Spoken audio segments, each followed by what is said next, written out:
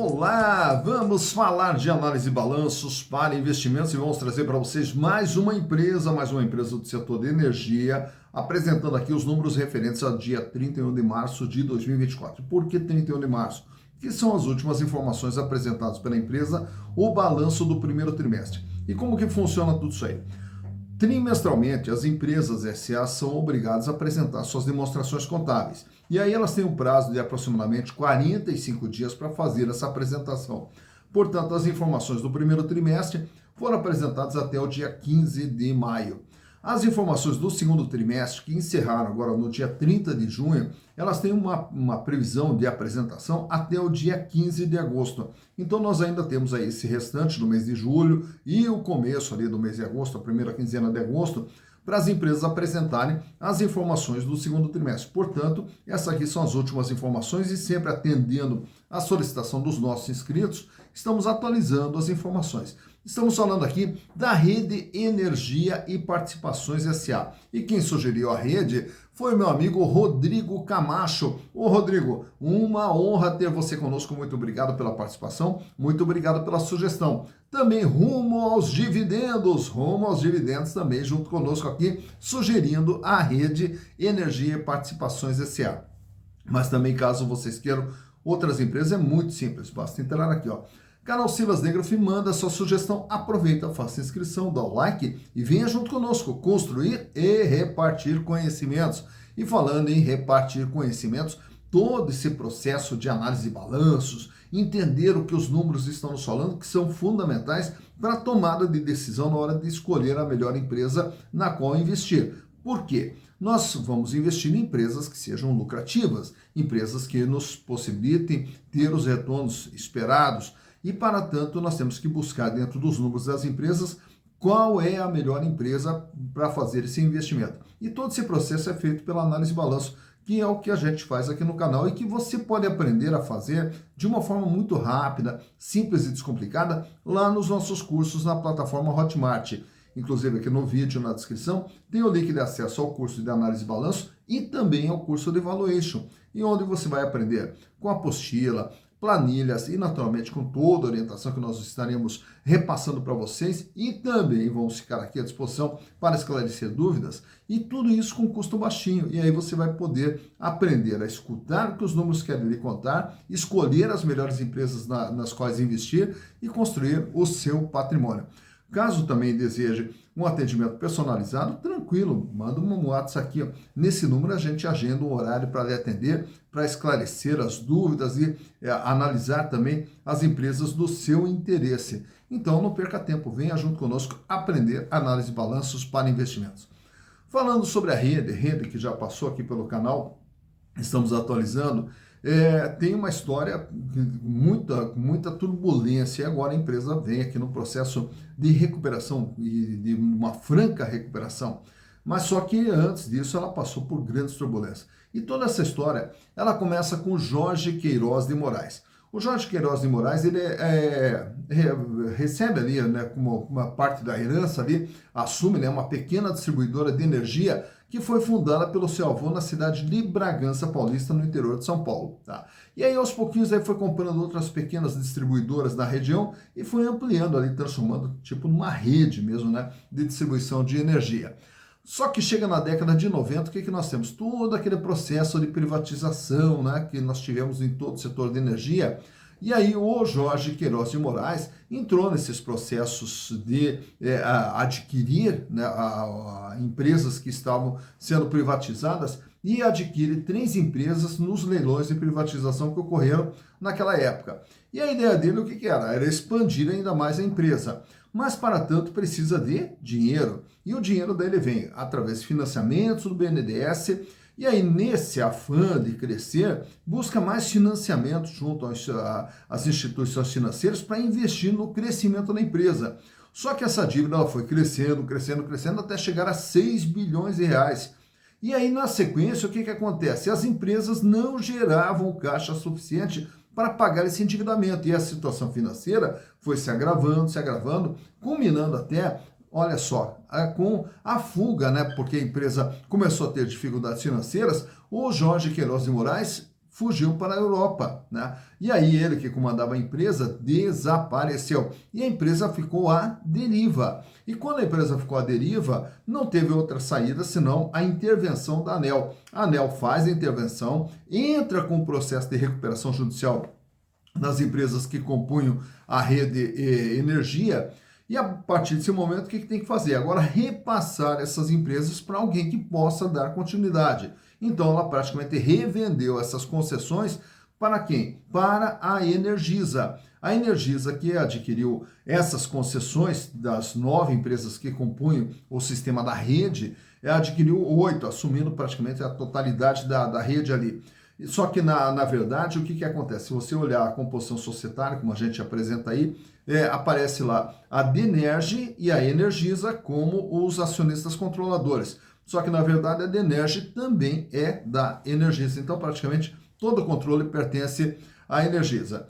Nesse processo todo, a Energisa assume e vem aí num processo de recuperação da empresa, e a empresa hoje que ela tem uma presença forte no Mato Grosso do Sul, também em Tocantins, na região sudeste, principalmente no interior de São Paulo, com uma pequena penetração também no estado do Paraná, e vem aí no processo de recuperação.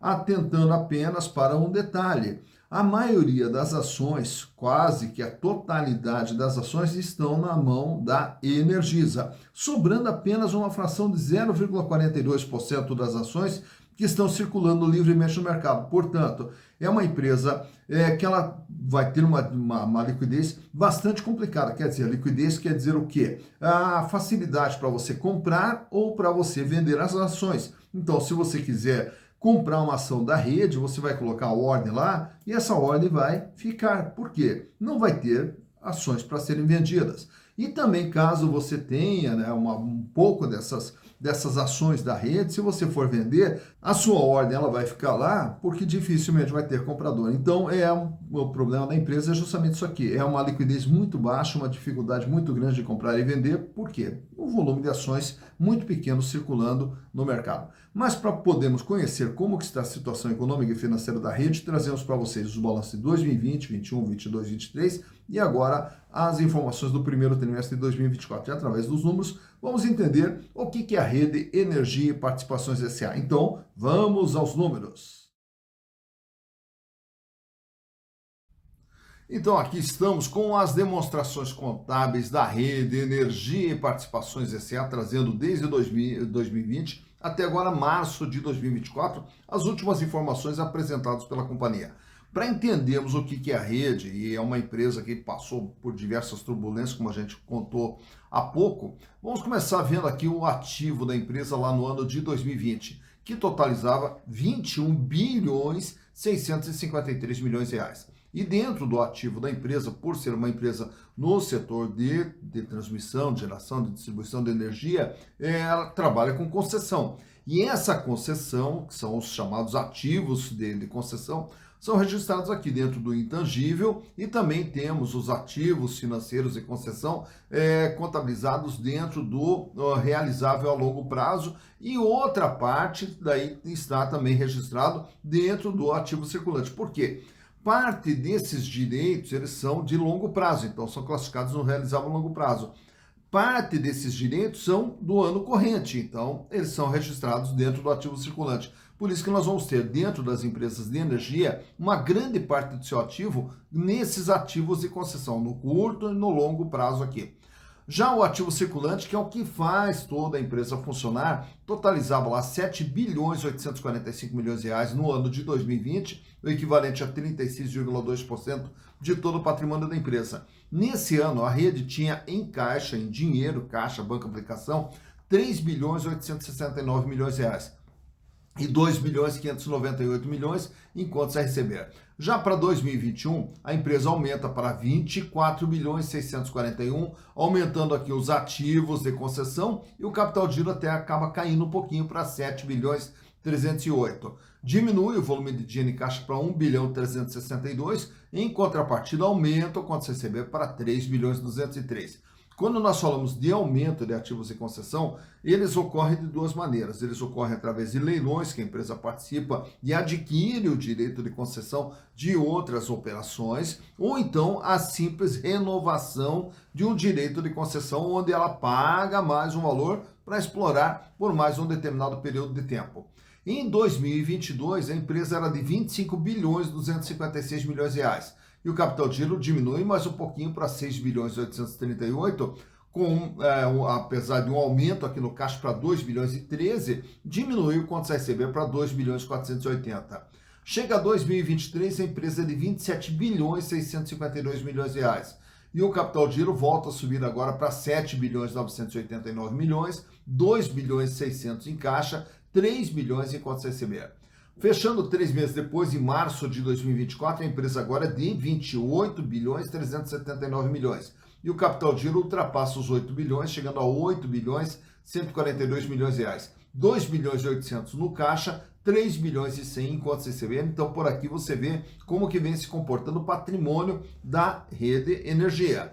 Mas, naturalmente, que quando olhamos toda essa quantidade de valores, a pergunta é: da onde que vem tanto dinheiro? O dinheiro, para movimentar uma empresa, ele vem de dois caminhos: capital próprio, que é o patrimônio líquido, capital de terceiros, que é o total do endividamento. E o endividamento da rede lá em 2020 era de 15 bilhões 922 milhões de reais, equivalente a 73,5% de tudo aquilo que tinha no seu patrimônio. No ano seguinte, esse crescimento de 21 para 24, ele é alavancado através de capitais de terceiros, tanto é que a dívida de longo prazo aumenta aqui de 10 para 13 e o total do endividamento aumenta de praticamente 16 para 19 bilhões de reais, com 78,5% o peso da dívida em relação ao patrimônio. No ano seguinte, a dívida sobe nominalmente para 19,744, porém o peso dela permanece nos 78,2%. Em 2023, também sobe nominalmente para 21 bilhões 684, porém o peso 78,4%. E agora, 3 meses depois, a dívida totaliza 22 bilhões 338, porém o peso permanece nos 78,7%. Então, o que nós temos aqui? Entre 2020 a 2021, um aumento aqui do endividamento, justamente para alavancar o crescimento da empresa, e desde então a dívida, apesar de crescer nominalmente, ela permanece estável na faixa de 78,5, 78,2, 78,4, 78,7, praticamente mantendo uma estabilidade no endividamento da empresa. Todos esses recursos, naturalmente, são aplicados para gerar receitas e, consequentemente, resultados. E a receita gerada pela rede lá em 2020, 11 bilhões 297 milhões. Em 2021, 15 bilhões 610. Em 2022, 15 bilhões 119. Em 2023, o faturamento da rede, 16 bilhões e 100. E agora, em 3 meses do ano, acumula 4 bilhões 363 milhões de reais, já nos dando uma projeção de faturamento superior a 17 bilhões para 2024. Porém, mais importante do que o faturamento é essa linha de baixo. E o lucro? Quanto que a empresa ganhou? Em 2020, 1 bilhão 227 milhões, com uma margem de 10,9%. Em 2021, 2 bilhões e 39 milhões foi o lucro da rede, com 13,1%. Em 2022, o lucro foi de 2 bilhões e 36, com uma margem de 13,5%. Em 2023, 2 bilhões e 297, com uma margem de 14,2%. E acumula aqui em 3 meses 692 milhões de lucro, nos dando uma projeção de um lucro aí perto de 2 bilhões e 600 para 2024, com uma margem de 15,9%. Então, dá para se perceber que a empresa é uma maquininha de gerar lucros aqui ao longo de todo esse período. Pena, como a gente falou já anteriormente, e vamos ver daqui a pouco, que são poucas ações circulando no mercado, uma empresa com baixa liquidez na negociação de suas ações. Liquidez essa que é diferente da liquidez que nós vamos ver agora nesses quadros aqui, onde nesses quadros temos aqui a liquidez geral e a liquidez corrente. A liquidez, quando você faz a análise fundamentalista, se a empresa é fácil de ser vendida, se as ações têm uma quantidade grande girando no mercado. Então, quando ela tem uma baixa liquidez, é que são poucas ações girando no mercado. Quando tem uma boa liquidez, é que tem muitas ações facilitando a compra e venda das ações. Diferente dessa liquidez que estamos vendo agora, onde Na liquidez geral, vemos a capacidade de pagamento das dívidas de curto, médio e longo prazo. Se a empresa consegue pagar suas dívidas ou não. Então ele sai ali com o índice de 0,98, cai um pouquinho ali para 0,95 e daí ele vem estável ao longo de 2022, 2023, agora 2024, em 0,95. Para cada R$1 de dívida que ela terá que pagar no curto, médio e longo prazo, ela tem 95 centavos. Quer dizer, não tem ainda todo o recurso para fazer frente ao seu endividamento total. Porém, como grande parte da dívida é de longo prazo, então nós analisamos a liquidez corrente, que é o gráfico ao lado, que ele sai de 1,48, cai para 1,36, para 1,31, para 1,21 e para 1,15. Ele vem diminuindo a capacidade de pagamento nas dívidas de curto prazo. Ainda tem recursos para fazer frente ao seu endividamento sem problema nenhum. Ainda consegue pagar totalmente suas dívidas, não tem problema financeiro. Porém, dá para se observar no gráfico uma perda de folga financeira que a empresa vem tendo ao longo do tempo. Nesse outro quadro aqui temos também o endividamento, como que vem se comportando e o tamanho da dívida da rede. Dívida essa que sai com 73,5, sobe para 78,5, sobe para 78,1 e aí ela vem estável com 78,4 e 78,7. Então, desde 2021, ela praticamente se estabilizou na faixa de 78,5% e vem se mantendo agora nessa faixa. Então, quer dizer, de tudo que a empresa tem no seu patrimônio, ela deve 78%. Já nesse outro quadro aqui temos também alguns indicadores relacionados à rentabilidade. Quanto que a empresa ganha gerando a sua receita, pagando custos, despesas operacionais, resultado financeiro, impostos, ganhava em 2020 10,87%, em 2021 13,1%, em 2022 13,5%, em 2023 14,2% e agora esse ano vem ganhando 15,9%. De tudo aquilo que ela gera de receita, sobra líquido e limpo para a empresa, 15,9%. Já o gráfico do meio trata da rentabilidade do ativo, quanto que a empresa ganha em relação a tudo aquilo que ela investiu no seu patrimônio. E o índice sai com 5,7, vai para 8,3, recua ali um pouquinho para 8,1 e 8,3% agora em 2023. Em relação a tudo que ela investiu, ela ganhou 8,3%. Quando se fala de rentabilidade do patrimônio líquido, que é o terceiro gráfico à direita, é o ganho dos acionistas. Olha só, quem tem as ações da rede, lá em 2020 teve um ganho de 21,4%. Em 2021, 38,6%. Em 2022, 36,9%. Em 2023, 38,5%. Portanto, quem tem as ações da rede vem tendo ganhos superiores a 30%, quase 40% através dos lucros gerados. Pena que são poucas ações girando no mercado. Bom, vamos então analisar agora os índices fundamentalistas, aqui alguns índices fundamentalistas para a gente ter uma ideia também se a ação é cara ou se ela é barata. Uma ação da rede vale patrimonialmente R$ 1,93. Então, se pegarmos o patrimônio, distribuíssemos entre os acionistas, caberia a cada acionista, a cada ação, R$ 1,93. Porém, para você comprar uma ação da rede, você vai pagar R$ 7,00 no dia da gravação desse vídeo. O que nos mostra ali que há um ágio, e bem grande, né, em relação ao seu valor patrimonial, medido pelo PVP, preço por valor patrimonial, que fechou em 3,63. Isso quer dizer, o que vale 1 é vendido por 3,63, um ágio de 263%. Lucro por ação nos últimos 12 meses, 88 centavos. E aí dando uma rentabilidade para quem entrar agora na empresa de 12,57% e se mantendo essa geração de lucro que a empresa vem apresentando. Dividendos, distribuiu em 2023 70 centavos a título de dividendos, o que dá um yield de 5,10%. Relação preço/lucro 7,95, quer dizer, praticamente 8 anos o tempo de retorno para você, através dos lucros, ter o retorno do seu capital investido. O free float, olha ali o número, 0,42. O que quer dizer esse 0,42? Que só tem isso de ação girando no mercado, 0,42% da quantidade total de ações. Por quê? O controle da empresa está justamente na mão da Energisa. Praticamente todo o capital na mão da Energisa, sobrando apenas 0,42% das ações circulando no mercado, razão pela qual muito difícil para você comprar, muito difícil para você vender uma ação da rede. E o tag along não tem, quer dizer, se ela for vendida, não há uma garantia de que os minoritários irão receber o mesmo valor dos majoritários. Aproveitando também, trazemos para vocês esse gráfico extraído do Google, mostrando o comportamento do valor das ações da rede nos últimos 5 anos. Lá em 2019, ação cotada na faixa de R$ 7,47. Em 2019 2020, mesmo com pandemia, com tudo, a ação continuou subindo. E aí, tanto é que ela chega ali em 2021 batendo em R$ 11,75. Não se sustentou e aí depois ela apresenta uma queda e vem caindo até o ano de 2022, quando ela cai ali para um patamar na faixa de R$ 6,77. Continua um processo de queda lenta e gradual ali até 2023, quando ela atinge seu ponto mínimo ali. E nesse dia ela chega ali a valer praticamente R$ 4,94. Aí ela sobe um pouquinho, vai durante 2024 ali já no patamar um pouquinho mais alto, girando ali entre R$ 6,80 e R$ 7, culminando com uma cotação na faixa de R$ 7 no dia da gravação desse vídeo. Então, por aqui você vê quando que as ações da rede tiveram seu maior valor, quando que elas tiveram seu menor valor e como que vem se comportando o valor das ações da Rede Energia SA.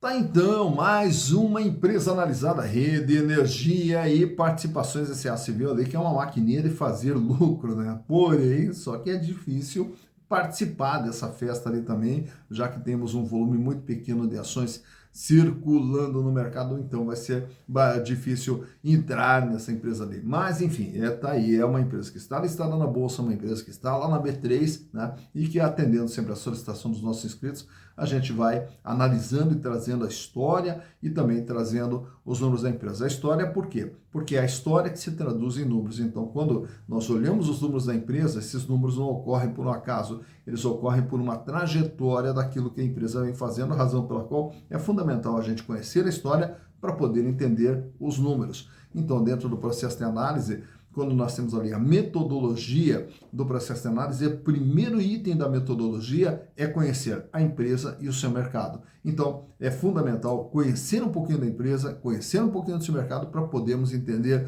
o que os números querem nos dizer, né, quando apresentados. E o canal Silas Negro se propõe justamente a isso, a repartir com vocês essas informações para vocês conhecerem as empresas e fazerem as melhores escolhas possíveis. Afinal de contas, investir em ação não é aposta. Investir em ação é justamente uma técnica que exige conhecimento, que exige informação para fazer com que os riscos sejam diluídos ou sejam menores possíveis e que a possibilidade de retorno seja cada vez maior. Para quê? Para construir um patrimônio. Patrimônio esse que lá na frente vai lhe proporcionar uma vida mais digna e uma vida cada vez melhor, que é o que nós desejamos para vocês. Dito isso, bons investimentos para vocês.